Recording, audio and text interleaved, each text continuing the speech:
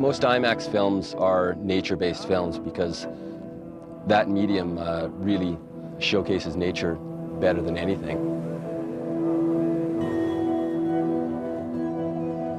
The concept for this film is really nature-based sports where people are challenging huge forces in nature.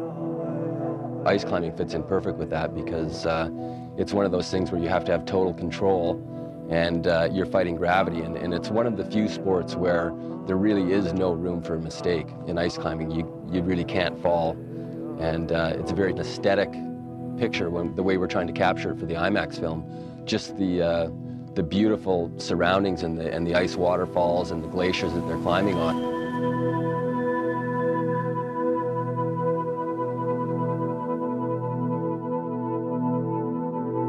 It's very beautiful if you get up high. Your perspective on the land changes. It's just it's a neat way to travel over the land, I think. So that's definitely a huge part of why we climb. It's just a very beautiful landscape.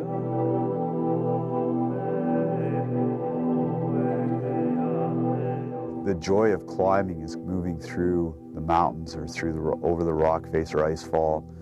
Out there's a voice that's big enough and strong enough that it can get the attention.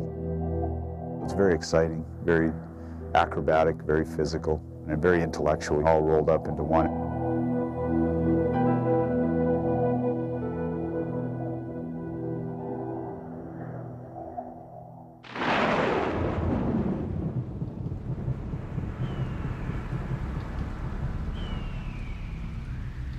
We started filming the ice climbing in British Columbia, near Radium.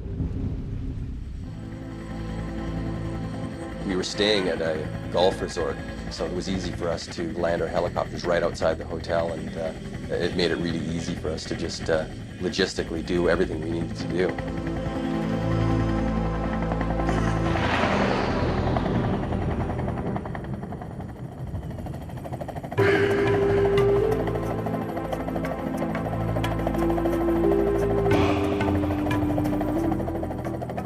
In order for us to get up there and film, you had to have really clear skies because you can't fly around in those mountains with a helicopter if there's any fog or cloud cover. You're at the mercy of Mother Nature. Every day we just have an early call time, and we get up in the morning and go, okay, this is the type of thing that we're going to be able to get today, and go get it. And if you get shut down, you have to live with it, or sometimes you end up getting things that you never even planned or thought about prior, and it ends up being better than what you originally thought of. There's a canyon called Horse Thief Canyon that we traveled through to be able to get up to the Delphine ice flow. And in that canyon there's a huge waterfall. Although we didn't plan to shoot this thing, it represented a great opportunity for us to be able to shoot on days when we couldn't get high up into the alpine peaks with a helicopter. There was a perfect staging area in Horse Thief Canyon, right in the creek bed, where we were able to land our helicopters and use that as our staging area. And then we would have to transport all the gear up to the waterfall itself, and just trudging through snow and creeks and a lot of trees and different terrain made it a little bit challenging to get the stuff there.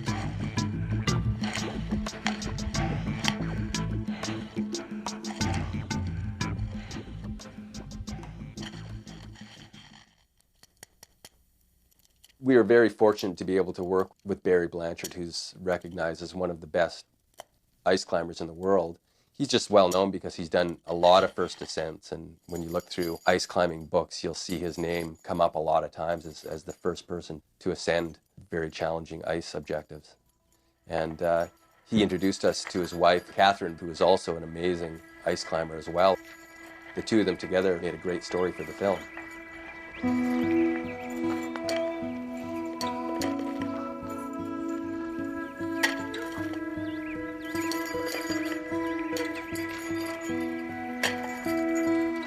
I like to get out and push my technical abilities, and I also like to get out and adventure. I like to get out into places that no human has ever been before and try to explore up these faces where no one has gone before, and who knows what's there.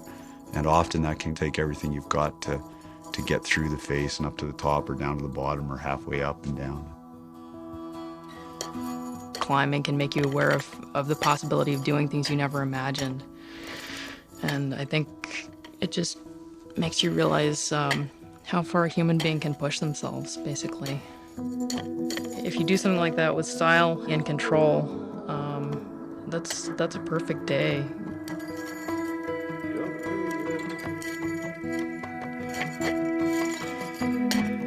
I like right from the valley floor right to the mountain top, so I like going right through all of those types of environments and experiencing them all, even the north side where there's no sun and it's all ice and snow and rock and no living things there.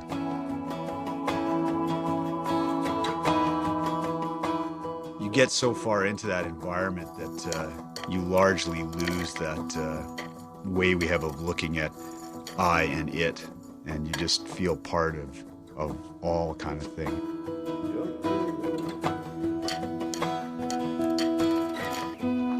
It's kind of one of the rare opportunities to melt into the universe and forget that I exist as an infinitely small human. My concentration level is so strong when I climb that I can kind of lose myself.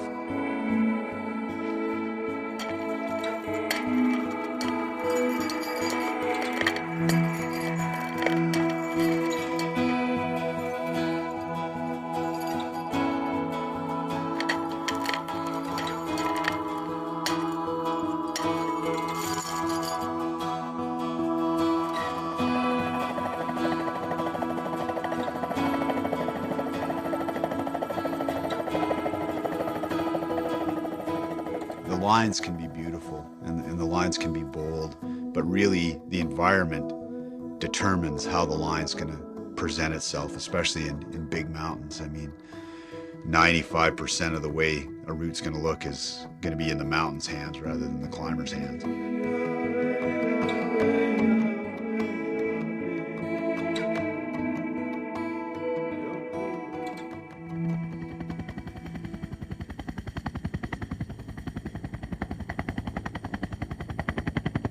On the last day we were filming at Horsesea Creek, Barry felt really confident since he had already climbed the waterfall a couple times.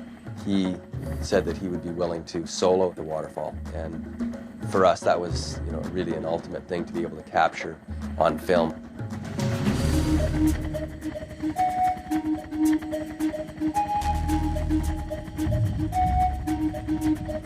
It's one of the most outstanding and captivating pieces of this film.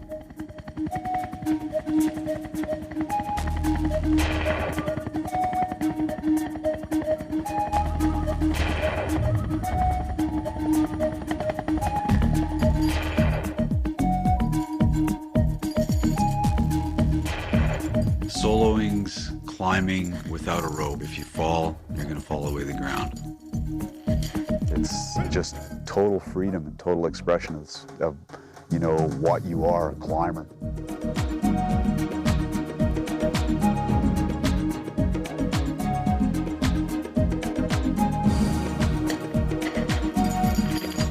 It's very physically intense. It's hard work. You're sweating, you're breathing, you know, often at your limit. You may be trembling because of the exertion. But in all of that, you still have to come up with precision and intellect and control of your fear.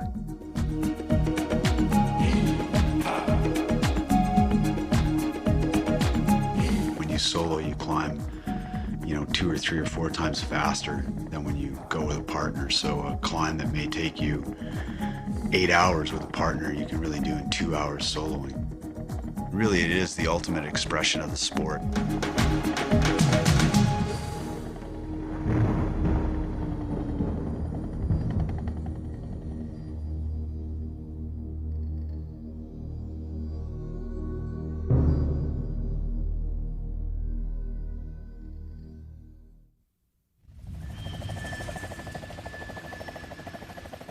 Ice climbing is really more of an aesthetic picture the way we're trying to capture it for the IMAX film. Just the beautiful surroundings and the ice waterfalls and the glaciers that they're climbing on. And we wanted to show ice climbing in a way that people haven't really seen before, definitely haven't seen before in IMAX, but probably in other films as well.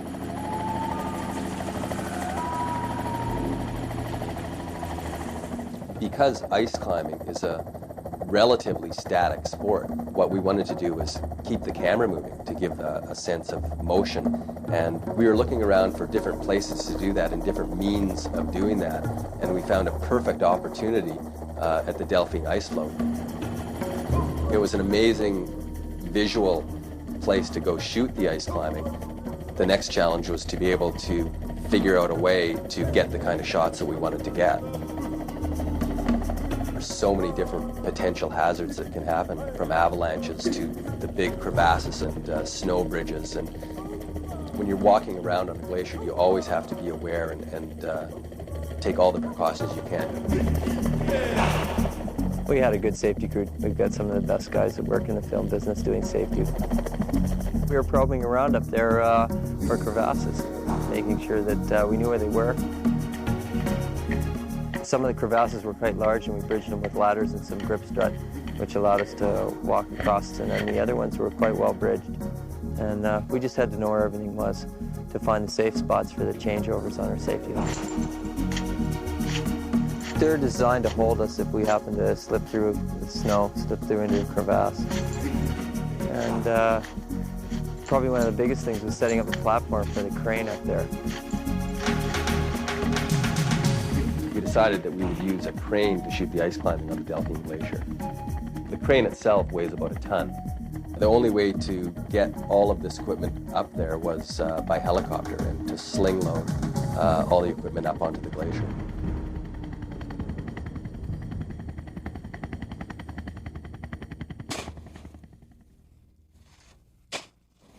One of the things we wanted to do was put a crane right at the edge of a serac on a huge hanging glacier.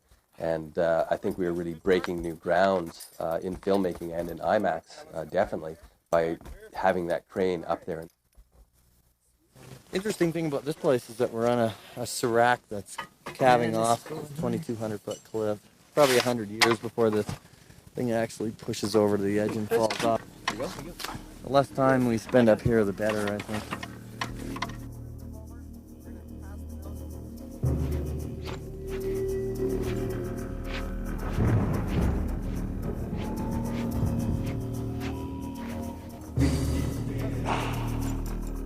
We decided it was too dangerous to have the camera operator right out at the end of the 40-foot boom. So we used a system called a power pod, which allows you to fully pan and tilt the camera from a remote location. It was so much work to be able to get all of the equipment up there and to put it out on the end of that very precarious position. And as soon as we did the first test, we realized right away that it was worth all the effort that it took, because the shots were just amazing.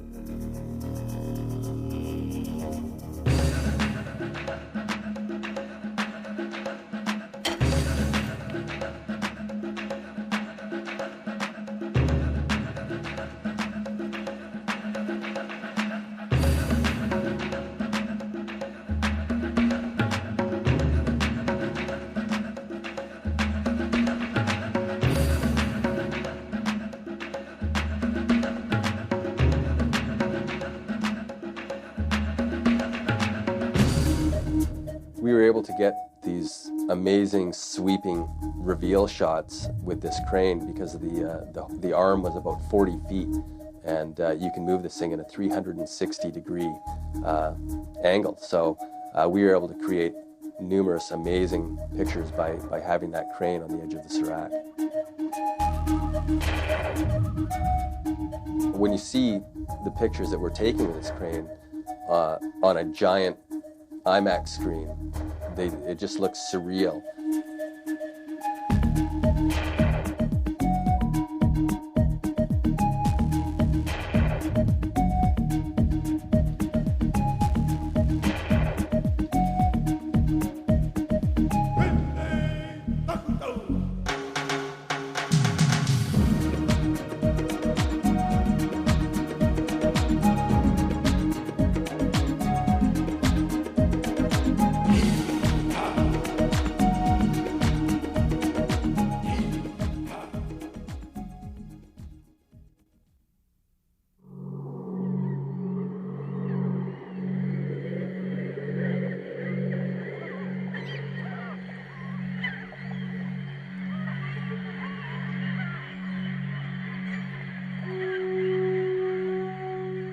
Originally, we went to Alaska to film the skiing and snowboarding segments for the film.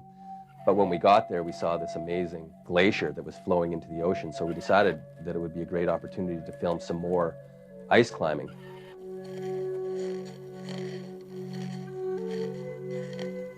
Barry and Catherine were really impressed when they saw the ice formations, and they realized that it would look beautiful for the IMAX film.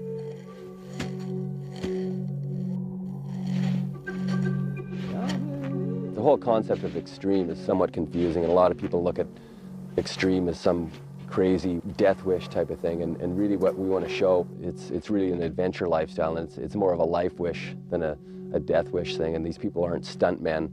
They devote their lives to their sport, and they're very safe at what they do, and they have a healthy amount of fear, and you need that to have the respect for yourself and for nature in order to continue to pursue these kind of sports.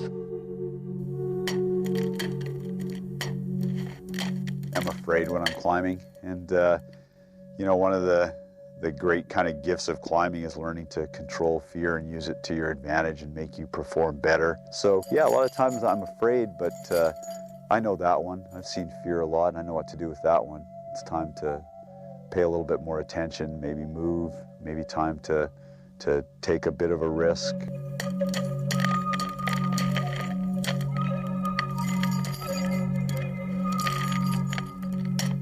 If all you're thinking about is how scared you are, you're not going to climb well. Your climbing ability will plummet, and I think it'll actually drain the strength out of your arms. I think a lot about my placements. I think about the quality of the ice and where I'll move next.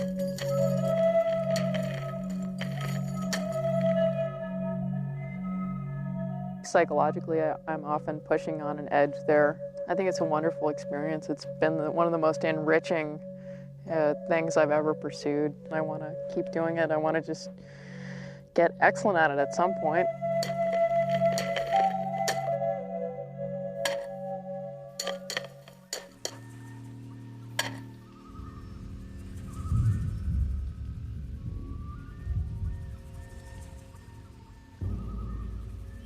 The glacier that we had located that we wanted to do our filming at gave us the perfect opportunity to use the Tyrolean traverse system that we were never able to use in British Columbia.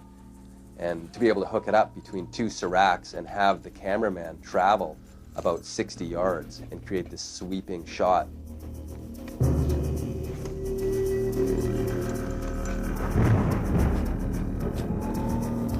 There's potential for danger if the anchors break loose, and the grip, Chris Wiseman, wasn't really comfortable putting a lot of weight in this thing, so he decided that he wanted to be the person to take the risk of getting that shot.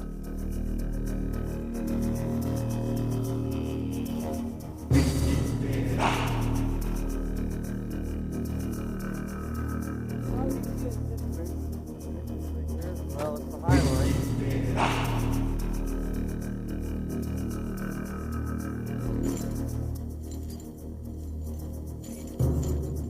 They had just the perfect angle that allowed Chris to be able to reveal the ice climbers, and it ended up working absolutely perfectly.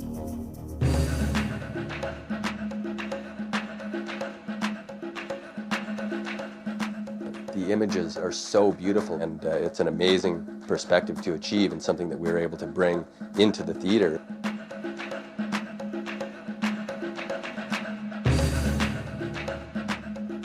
Most people aren't very familiar with ice climbing, and don't really understand why anyone would want to go climb a waterfall or a glacier. I think when people see this segment in IMAX and see how beautiful these surroundings are, and to be able to get the feeling that is related from the climbers in the narration of the film, it'll give them an insight and a fresh perspective of why people do these things.